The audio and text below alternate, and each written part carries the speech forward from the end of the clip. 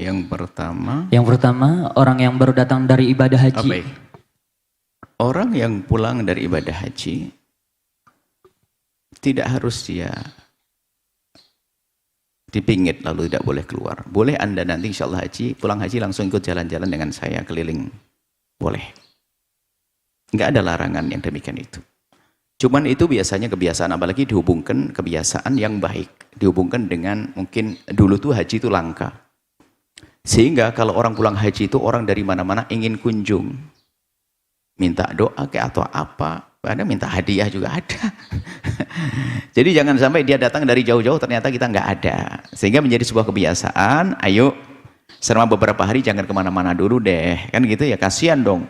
Misalnya Anda di sini di Cirebon, tak taunya saudara dari Banten datang, dari Bogor datang, taknya lagi pergi, kasihan ya.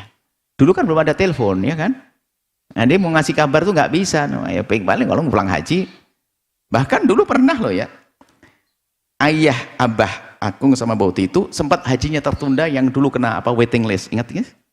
Ya kan? Cuman pas selesai musim haji itu ada orang dari mana-mana pada datang. Datangnya apa? Mau ziarah haji. Padahal belum berangkat. Dengernya sudah mau berangkat haji, ternyata hajinya tertunda. Enggak? Pengen berangkat haji, ternyata hajinya tertunda. Tapi orang dengar kan sudah berangkat haji. Karena nggak ada handphone, nggak ada WhatsApp, nggak ada ini. Nah ini. Kalau hari ini gampang ada di rumah nggak? Kan itu aja ya. Anda bisa. Nggak ada, besok aja datang. Jadi nggak. Kan memang alangkah indahnya, alangkah baiknya kalau dia berada di rumah untuk, mohon maaf misalnya, mengatur kembali rumah yang ditinggal, ekonomi, ketertiban, kerapian, rumah, tamu dan sebagainya. Jangan kemana-mana dulu. Itu sebaiknya seperti itu. Baik, ini boleh Anda langsung pergi, tidak ada masalah, bukan sebuah larangan, sehingga nanti alasan nggak kerja lagi, padahal duitnya untuk haji, akhir kerja di kantornya di Bandung, orangnya Cirebon, ini nggak boleh kemana-mana, saya wah ini haji nanti pecat nanti malahan. Boleh Anda pergi kemana saja.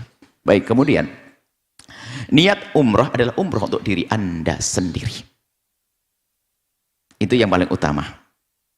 Anda niat umroh, mengulang umroh, kan boleh kita mengulang-ulang umroh. Umroh wajib hanya yang pertama saja.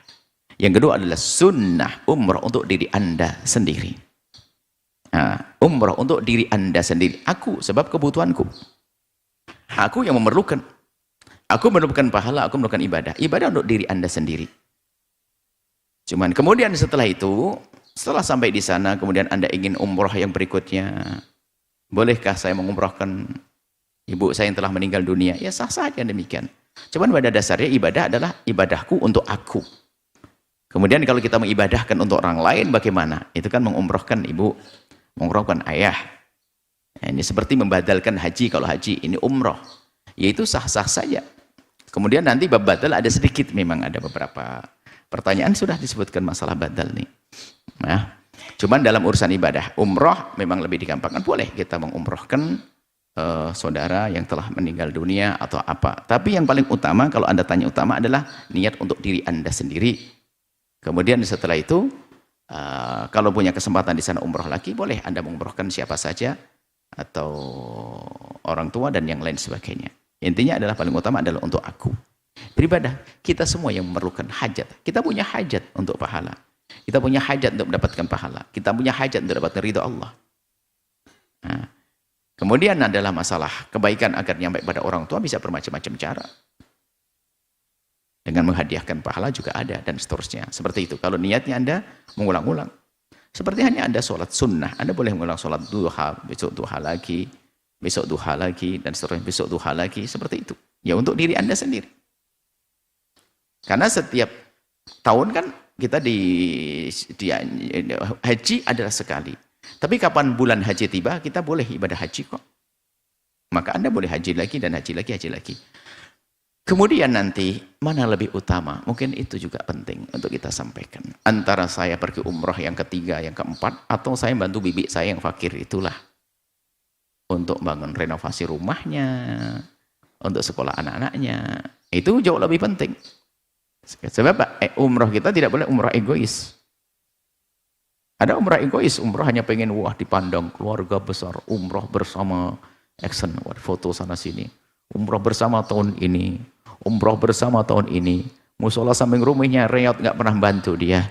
Tetangganya sakit, mau masuk rumah sakit, nggak pernah pikiran. Ini umroh sombong dia. Padahal di dalam umroh yang kedua, ketiga adalah sunnah. Sementara tetangganya sakit, mau mati, tidak peduli. Dipikir itu bukan sebuah ibadah. Makanya cerdas beribadah itu penting. Ya, kau memilih dia ke sana. Ibadah bisa saja untuk sedekah ke bibi jauh lebih gede pahalanya daripada umroh, bisa jadi. Kenapa dia milih umroh? Pasti bukan karena Allah lagi dia.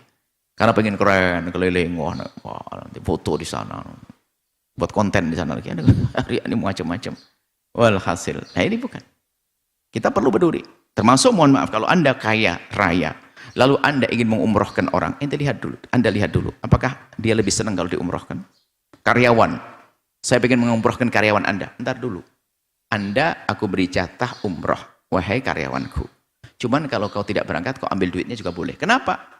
Bisa jadi dia lebih butuh uangnya daripada diumrohkan. Jangan sampai umrohnya umroh ngendas, dia mikir kontrakan belum dibayar, hutang belum di ini. Ini orang tua, orang kaya sok ini egois mengumrohkan orang. Umroh kau karyawanku, umroh. Senang, girang dia. Ngenes dia.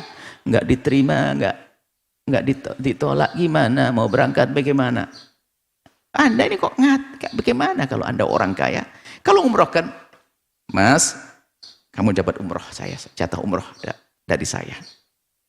Kecuali langsung utangmu tak beresi, keluargamu tak cukupi, umroh dengan saya, temani saya. Oh baru benar begitu. Umroh tok, tatanya dia ngenes, sangunya nggak dikasih, bingung dari mana bersangu, suruh puasa. Nah ini kadang orang kaya sok begitu tuh.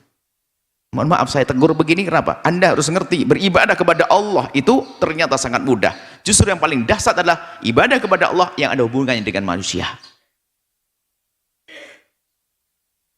Sebab ada orang umroh bolak-balik, tapi rebutan waris. Ponakannya nggak bisa sekolah, nggak peduli.